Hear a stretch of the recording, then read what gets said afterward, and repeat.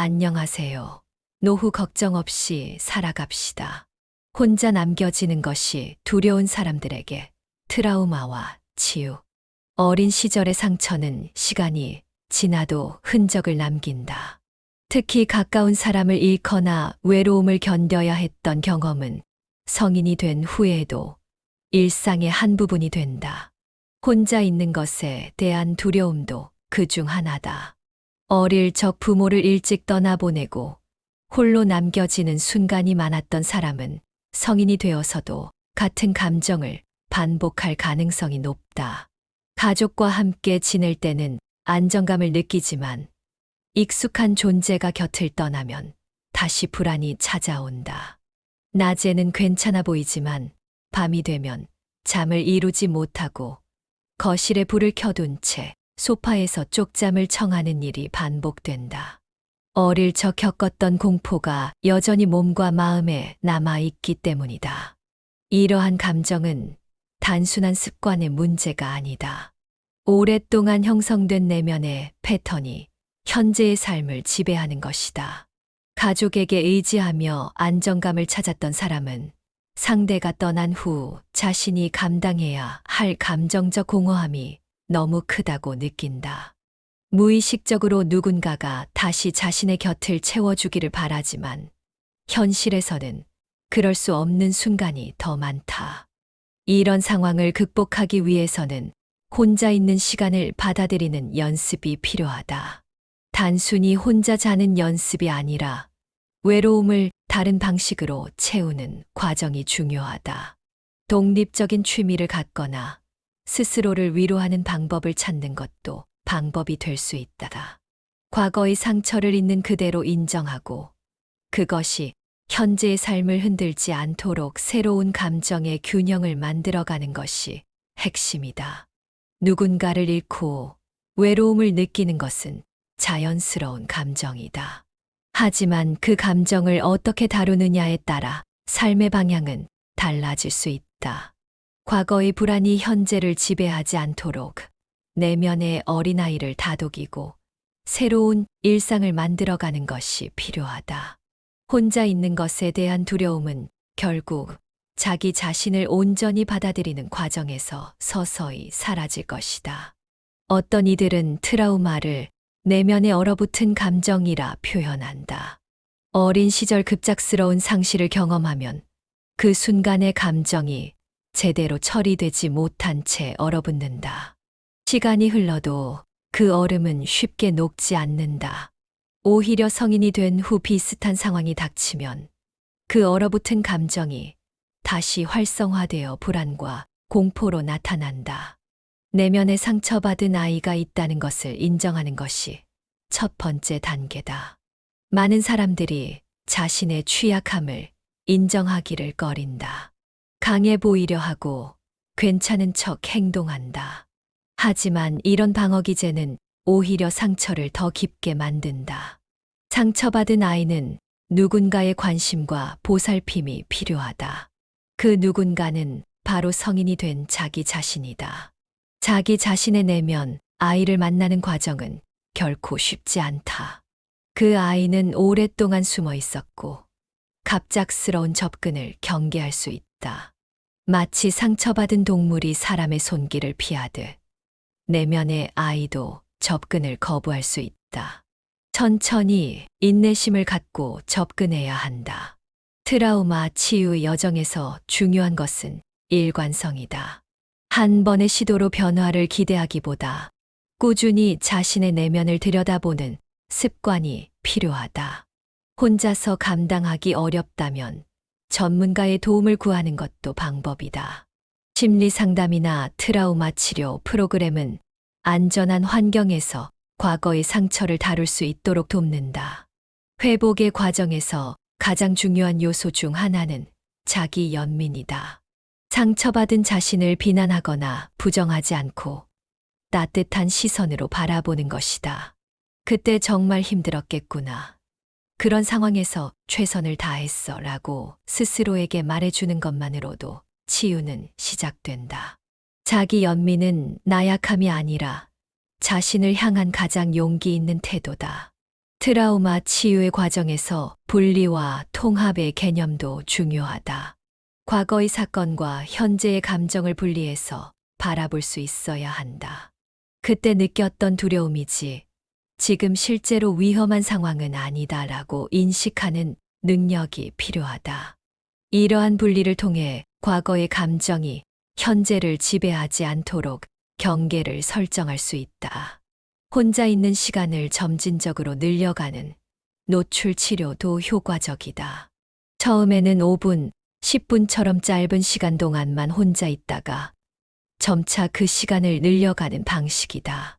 이 과정에서 불안이 찾아올 수 있지만 그것을 견디며 나는 안전하다라는 새로운 경험을 쌓아가는 것이 중요하다.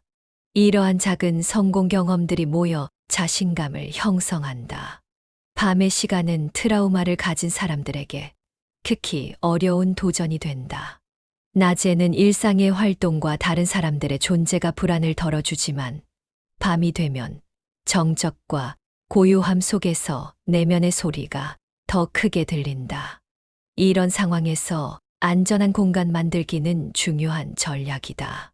침실을 편안하고 안전하게 느껴지는 공간으로 변화시키는 것이다. 좋아하는 향기, 부드러운 조명, 안정감을 주는 물건들로 환경을 조성한다. 규칙적인 수면, 의식을 만드는 것도 도움이 된다. 매일 같은 시간에 잠자리에 들고 잠들기 전 명상이나 호흡 운동을 하는 등의 일관된 루틴은 몸과 마음에 이제 안전하게 쉴 시간이라는 신호를 보낸다. 밤의 불안을 다루는 또 다른 방법은 불안 노트를 작성하는 것이다. 잠들기 전 걱정되는 생각들을 모두 적어두면 그것들을 머릿속에서 계속 반복할 필요가 줄어든다. 트라우마 치유의 과정은 직선적이지 않다. 좋아졌다가 다시 어려움을 겪고 또 회복하는 파도와 같은 패턴을 보인다. 이런 과정에서 좌절하지 않고 자신의 페이스를 존중하는 것이 중요하다. 모든 감정은 파도처럼 밀려왔다가 결국 사라진다는 사실을 기억해야 한다. 가장 강한 불안의 순간도 영원히 지속되지는 않는다. 트라우마 치유에서 신체성의 역할도 간과할 수 없다. 트라우마는 단순히 정신적 기억이 아니라 몸에도 저장된다.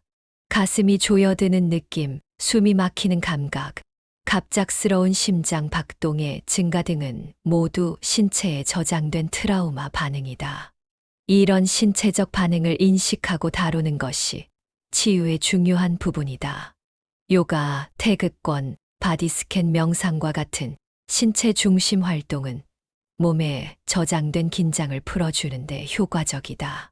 그라운딩 기법은 불안이 고조될 때 특히 유용하다. 발이 바닥에 닿는 감각, 손으로 만지는 물체의 질감, 주변의 소리와 냄새 등 현재의 감각적 경험에 집중하는 것이다. 이는 과거의 트라우마에서 현재 순간으로 의식을 가져오는데 도움이 된다. 지금 여기 나는 안전하다라는 메시지를 몸과 마음에 전달하는 것이 핵심이다. 트라우마 치유 여정에서 자원 구축도 중요한 요소다. 자원이란 안전감, 평화, 희망 등의 긍정적 감정을 불러일으키는 모든 것을 말한다. 좋아하는 음악, 자연 속에서의 시간, 따뜻한 목욕, 신뢰할 수 있는 친구와의 대화 등이 자원이 될 수 있다. 불안이 찾아올 때 이러한 자원에 의도적으로 접근하는 연습은 내면의 안정감을 키우는데 도움이 된다. 관계 형성 방식에도 트라우마의 영향이 드러난다. 어린 시절 중요한 사람을 상실한 경험은 성인기의 애착 패턴에 영향을 미친다. 불안 애착을 형성한 사람들은 친밀한 관계에 과도하게 의존하거나 상대방이 자신을 떠날까봐 지나치게 불안해하는 경향이 있다. 이러한 패턴을 인식하는 것은 건강한 관계 형성의 첫걸음이다. 건강한 경계 설정을 배우는 것도 중요하다. 과거의 상처로 인해 자신과 타인 사이에 적절한 경계를 설정하는데 어려움을 겪을 수 있다. 너무 가깝거나 너무 멀리 유지하는 극단적 패턴이 나타날 수 있다.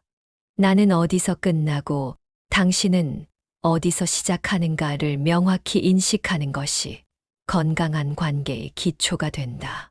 과도한 책임감도 흔히 나타나는 패턴이다. 어린 시절 안정적인 보호를 받지 못한 경우 성인이 되어 자신과 타인의 감정적 안녕에 과도한 책임을 느낄 수 있다. 타인의 기분과 필요에 지나치게 민감하게 반응하고 자신의 욕구는 뒤로 미루는 패턴이 형성된다. 이런 패턴을 인식하고 타인의 감정은 타인의 책임이라는 사실을 받아들이는 것이 자유로워지는 시작점이다. 트라우마 치유 과정에서 내러티브 재구성은 강력한 도구가 된다. 우리는 자신의 경험을 이야기로 만들어 의미를 부여한다. 트라우마를 경험한 사람들은 종종 나는 버림받았다. 세상은 위험하다. 나는 혼자서는 살아남을 수 없다와 같은 제한적인 내러티브를 형성한다. 이러한 이야기를 인식하고 더 균형 잡힌 관점으로 재구성하는 것이 필요하다. 새로운 내러티브는 상실과 고통을 부정하지 않으면서도 자신의 회복력과 성장 가능성을 포함한다. 나는 어려운 시간을 겪었지만 그 속에서도 나만의 방식으로 살아남았다. 그 경험이 나를 더 공감 능력이 있는 사람으로 만들었다. 와 같은 관점은 과거의 상처에 새로운 의미를 부여한다. 포스트 트라우마틱 성장의 개념도 주목할 만하다. 심각한 트라우마를 경험한 많은 사람들이 이후 삶의 의미에 대한 더 깊은 이해, 인간관계의 질적 향상, 자신의 강점에 대한 새로운 인식 등 긍정적 변화를 보고한다. 이는 트라우마가 반드시 평생의 상처로만 남는 것이 아니라 성장의 촉매제가 될 수도 있음을 보여준다. 사회적 지지 시스템의 중요성도 강조되어야 한다. 치유의 여정은 혼자서 감당하기에는 때로 너무 무겁다. 신뢰할 수 있는 친구, 가족, 지지 그룹, 전문 상담사 등으로 구성된 지원 네트워크는 안전망 역할을 한다. 이들은 힘든 순간에 정서적 지지를 제공하고 객관적 관점을 제시하며 때로는 단순히 함께 있어 주는 것만으로도 큰 도움이 된다. 다만 모든 관계가 치유에 도움이 되는 것은 아니다. 자신의 취약함을 존중하지 않거나 감정을 무시하는 관계는 오히려 해로울 수 있다. 건강한 경계를 존중하고 자신의 페이스를 인정해주는 관계를 선택적으로 유지하는 것이 중요하다.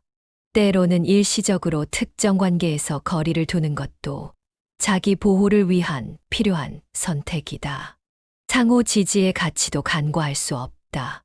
비슷한 경험을 가진 사람들과의 교류는 특별한 치유력을 갖는다. 나만 이런 고통을 겪는 것이 아니구나라는 깨달음은 깊은 위로가 된다.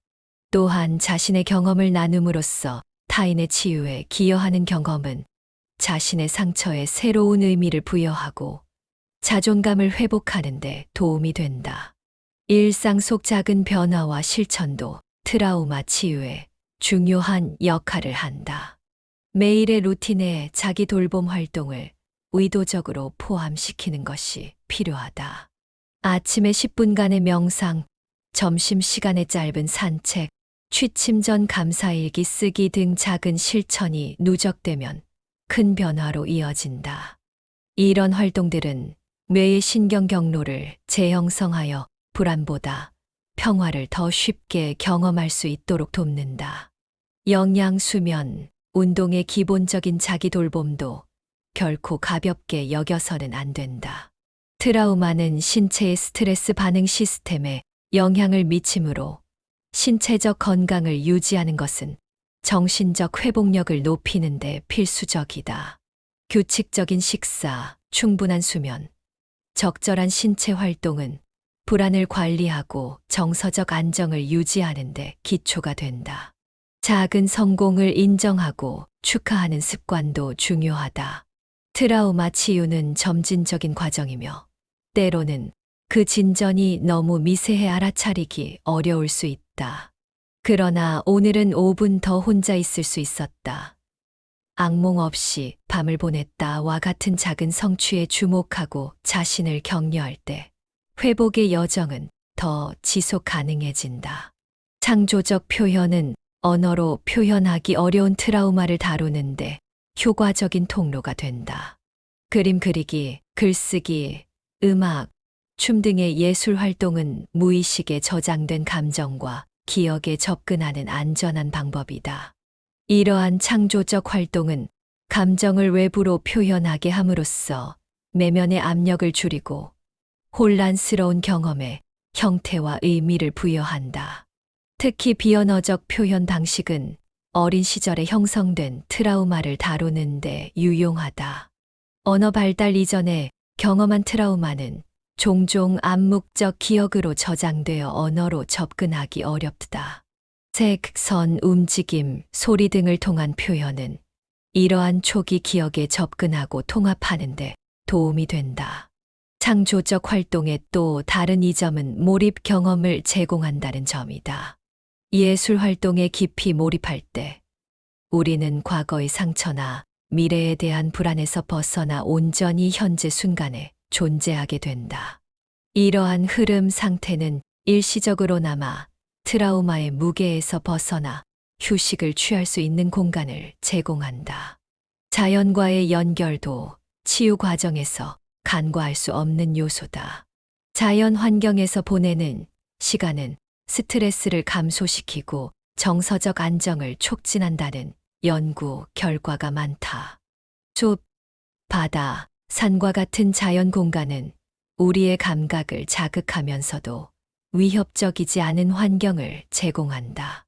자연 속에서는 감시와 경계를 담당하는 뇌의 부분이 휴식을 취할 수 있고, 이는 만성적인 경계 상태에 있는 트라우마 생존자들에게 특히 중요하다. 접지의 경험도 자연이 제공하는 치유 요소 중 하나다. 맨발로 땅을 걷거나 나무를 만지거나 정원 가꾸기를 통해 흙을 만지는 행위는 현재 순간에 집중하게 하고 신체와의 연결을 강화한다. 이런 감각적 경험은 과거의 기억에 사로잡히는 경향이 있는 트라우마 생존자들에게 지금 여기로 돌아오는 앵커 역할을 한다. 자연의 순환과 회복력을 관찰하는 것도 상징적인 치유 경험이 될 수 있다. 겨울이 지나면 봄이 오고 폭풍 후에 평온이 찾아오며 불에 탄 숲에서도 새 생명이 자라나는 것을 보는 것은 어떤 어려움 후에도 회복이 가능하다는 메시지를 전달한다. 이러한 자연의 지혜는 트라우마에서 회복되는 과정에 깊은 통찰을 제공한다. 영성의 차원도 많은 이들에게 의미 있는 치유의 통로가 된다. 여기서 영성은 반드시 종교적 의미만을 갖는 것이 아니라 자신보다 더 큰 무언가와의 연결감, 삶의 의미에 대한 탐색, 초월적 경험 등을 포함한다. 트라우마는 종종 존재론적 질문들 외에 나에게 이런 일이 일어났는가? 이 고통에는 어떤 의미가 있는가? 을 불러일으키며 영적 탐색은 이러한 질문에 대한 개인적 답을 찾아가는 과정이 될 수 있다. 명상, 기도, 의식과 같은 영적 실천은 내면의 평화를 찾고 현재 순간에 중심을 잡는 데 도움이 된다. 특히 마음챙김 명상은 판단 없이 자신의 경험을 관찰하는 능력을 키우는데, 이는 트라우마 반응에 압도되지 않고 그것을 알아차리고 수용하는데 필수적인 기술이다. 용서의 과정도 영적 차원의 중요한 부분이다. 여기서 용서는 상대방의 행동을 정당화하거나 관계를 복원하는 것이 아니라 자신을 위해 분노와 원한의 짐을 내려놓는 행위다. 또한 자기 자신에 대한 용서 더 잘했어야 했다. 더 강했어야 했다는 자기 비난에서 벗어나는 것도 치유 과정에서 중요한 전환점이 될 수 있다. 몸의 지혜에 귀 기울이는 것도 트라우마 치유의 중요한 측면이다. 현대 트라우마 치료에서는 하향식 인지적 접근뿐 아니라 상향식 신체적 접근의 중요성이 강조된다. 소매틱 경험, 감각운동 심리치료와 같은 방법론은 몸에 저장된 트라우마 반응을 인식하고 풀어내는 데 초점을 맞춘다. 체화된 인식을 발달시키는 것이 핵심이다. 신체 감각에 주의를 기울이고 불편함이나 긴장이 느껴지는 부분을 알아차리며 그것이 변화하는 과정을 지켜보는 연습이다. 처음에는 신체 감각에 집중하는 것이 불안을 증가시킬 수 있지만 점차 이러한 감각을 안전하게 경험하고 조절하는 능력이 발달한다. 리소싱도 효과적인 기법이다. 안전함, 평화, 기쁨을 느꼈던 기억이나 상상을 떠올리며 그때의 신체 감각을 의도적으로 활성화하는 것이다. 이러한 긍정적 신체 상태를 자주 경험함으로써 트라우마로 인한 과각성이나 무감각 상태에서 벗어나 보다 균형 잡힌 신경계 상태로 돌아오는 능력을 키울 수 있다. 사회적 참여 시스템의 활성화도 트라우마 회복에 중요한 역할을 한다. 신경생물학자 스티븐 포지스의 다중미주 신경이론에 따르면 우리의 신경계는 위험 상황에서 전투 도피, 반응이나 얼어붙음 상태로 들어가게 된다. 트라우마를 경험한 사람들은 이러한 생존 반응에 쉽게 접근하는 경향이 있다.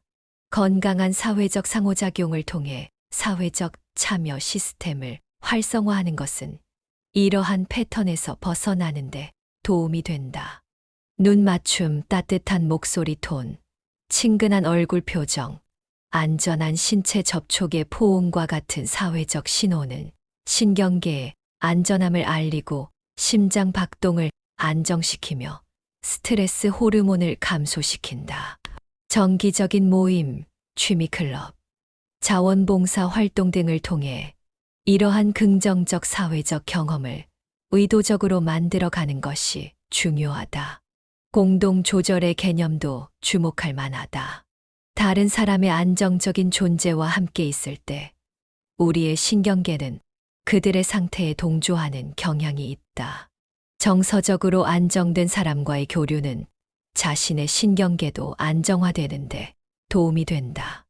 이는 특히 혼자 있을 때 불안이 고조되는 사람들에게 중요한 치유 요소가 될 수 있다.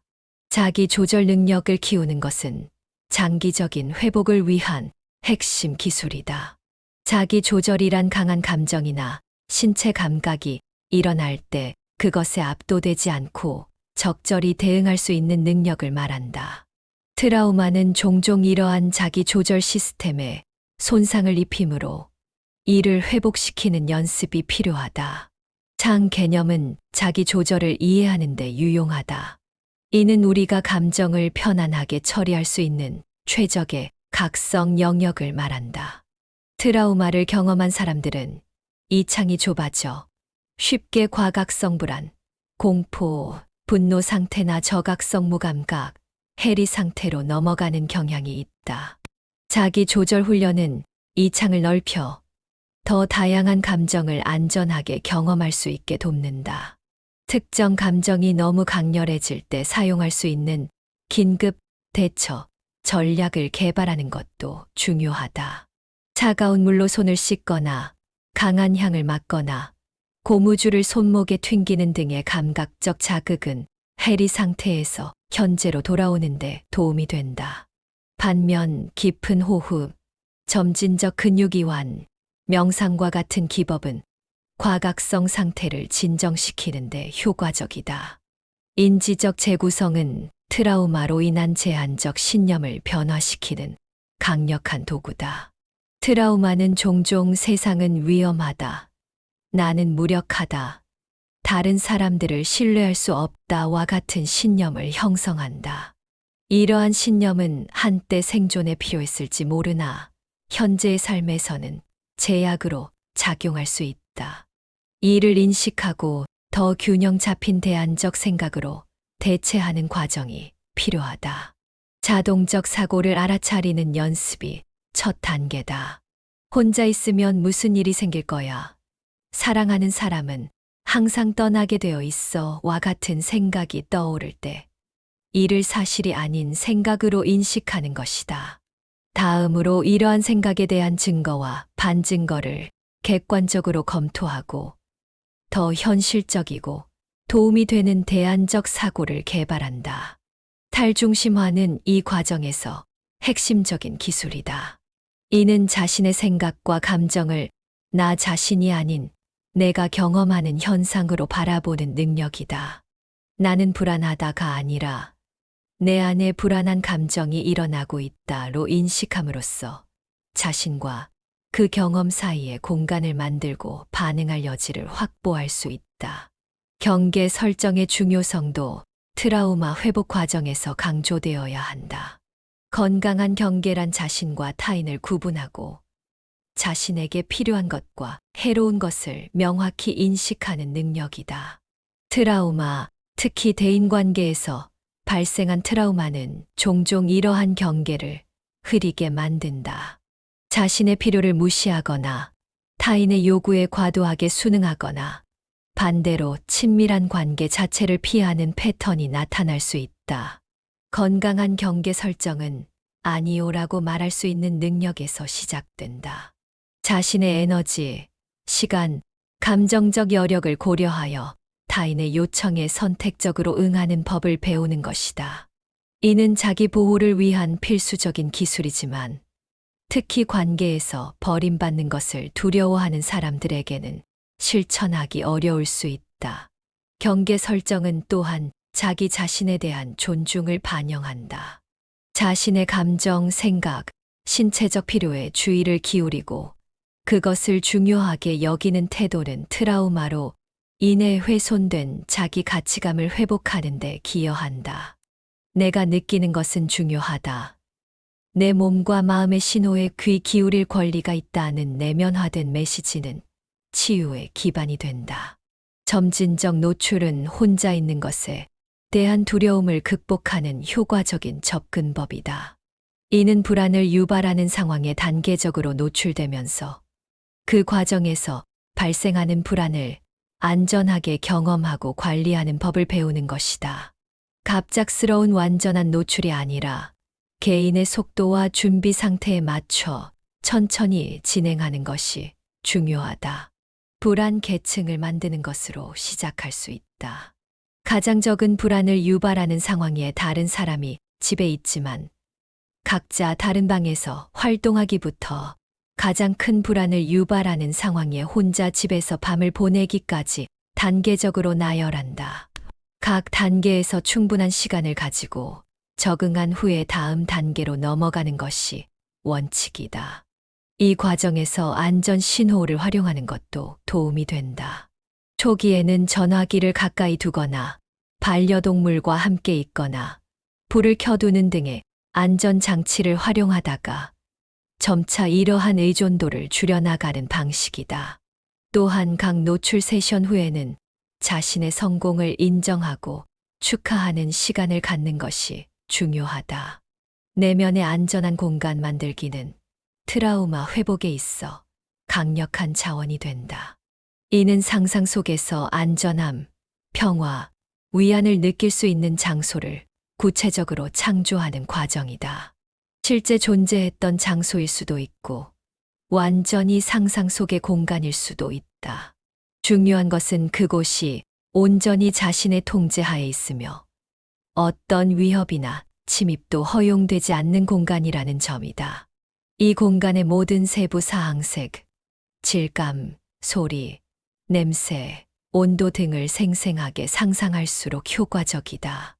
모든 감각을 동원하여 이 공간을 경험함으로써 실제로 그곳에 있을 때의 생리적, 정서적 상태를 활성화할 수 있다. 불안이 고조될 때마다 이 내면의 안전한 공간으로 잠시 피신함으로써 신경계를 안정화하고 대처 능력을 회복할 수 있다. 자기 자비의 태도 또한 이 여정의 필수적인 동반자다. 트라우마 회복은 직선적인 과정이 아니며 진전과 후퇴가 반복될 수 있다. 이때 자신의 어려움을 인정하고 친절한 태도로 대하는 것이 중요하다. 내가 완전히 회복되지 않았다는 것은 실패가 아니다. 나는 최선을 다하고 있으며 그것으로 충분하다라는 메시지를 스스로에게 전하는 연습이 필요하다. 치유의 여정은 결코 완벽하지 않으며 그럴 필요도 없다. 트라우마로부터의 회복이란 모든 상처가 사라지는 것이 아니라 그 상처와 함께 살아가는 법을 배우는 과정이다. 시간이 지나면서 상처는 아픔의 원천이 아닌 당신이 걸어온 여정의 증거이자 내면의 강인함을 보여주는 표식이 될 수 있다. 어린 시절 형성된 두려움, 특히 혼자 남겨지는 것에 대한 공포는 쉽게 사라지지 않는다. 그러나 이제 당신은 그 두려움을 마주하고 이해하고 점차 그 영향력을 줄여나갈 수 있는 도구들을 갖게 되었다. 완전한 치유는 하룻밤에 이루어지지 않지만 매일의 작은 선택과 실천이 모여 의미 있는 변화를 만들어낸다. 당신은 혼자가 아니다. 비슷한 여정을 걷고 있는 많은 이들이 있으며 그들의 경험과 지혜는 당신에게 위로와 희망이 될 수 있다. 당신의 이야기 또한 누군가에게 그러한 역할을 할 수 있다. 함께 나누고 배우고 성장해 나가는 과정 속에서 진정한 치유가 일어난다. 더 많은 트라우마 치유와 자기 성장에 관한 내용을 원하시나요? 구독과 좋아요를 눌러주세요. 새로운 글이 올라오면 가장 먼저 알림을 받고 싶으시다면 알림 설정도 잊지 마세요. 여러분의 여정에 조금이나마 도움이 되길 바라며 다음 글에서 또 만나 뵙겠습니다. 감사합니다.